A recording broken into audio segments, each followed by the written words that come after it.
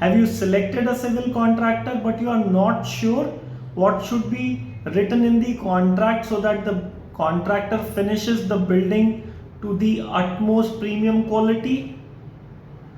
Let's look at these 8 points that will help you to retain your contractor and he will give you a building which is of good quality. Let me introduce myself. I am Puneet Kumar, founder of Interactive Design Studio, an architecture and design practice based in Delhi.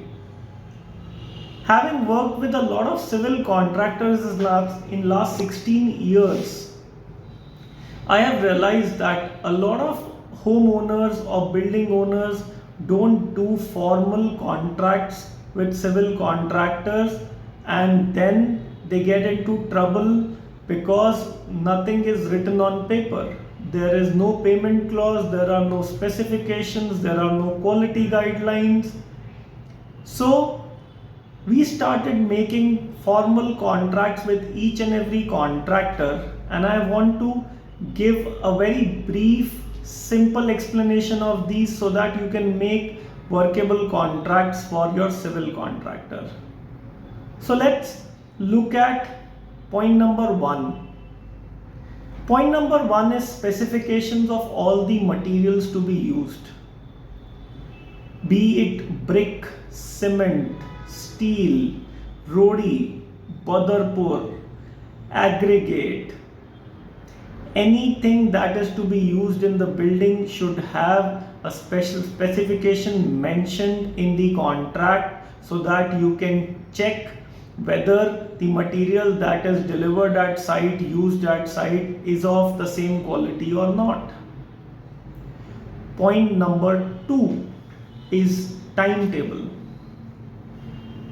A lot of contractors deny giving written timetables because either they are not aware of or they don't want to get into the trap of being held to account when the work is not done on a set date. But as an owner, it is your duty and your right to have a written timetable. Take a written timetable with dates so that you can check, monitor the progress, and if you feel that you want to safeguard yourself, you can also have a penalty clause in the contract. But always keep in mind the delay should not happen because of you. Otherwise, you would be the one who will be paying this penalty.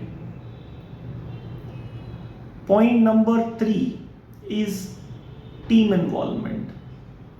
A very important point that is generally not written.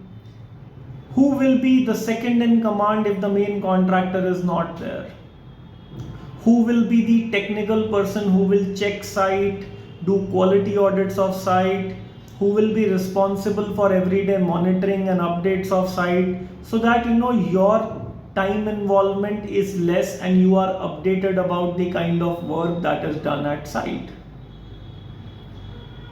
Point number 4 is defect liability period, or I can also say that you can have some money as retention money, which is generally either 5% or 10% of the total contract amount, that is to be kept for one rainy season or for 6 months so that you are clear that there are no issues in the building that are to be taken care of in a rainy season.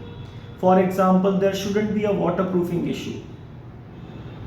So this can safeguard you and will give you some mental peace for next 6 months while you move into your building. Point number 5, payment schedule. Do everything in writing stage wise and deliverable wise. What is the kind of payment that will be released on every stage? Paying ad hoc at any time or point of time when the contractor demands can put you under pressure that the payment is given more than the work done. The minute this dynamics happens, the site starts going into an opposite direction. So it's your duty to have a payment schedule and to pay on time by schedule so that the work is done in a holistic manner. The last point and the most important point: do a legal contract with your civil contractor and put this clause where it says that responsibility of all his people working on site, of all the neighborhood buildings, people around site, cars and other things, all the responsibilities to be taken by civil contractor while the civil work is ongoing.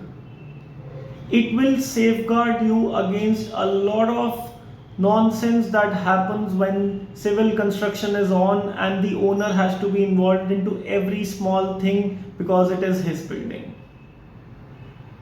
I hope all these points are valuable to you.